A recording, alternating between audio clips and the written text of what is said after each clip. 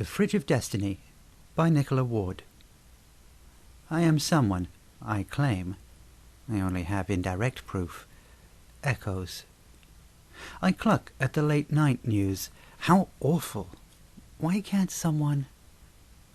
I tut at the sad and wasted street corner. How bitter! If only someone...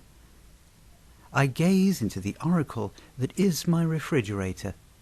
My crisper has gone from ironic to disgusting.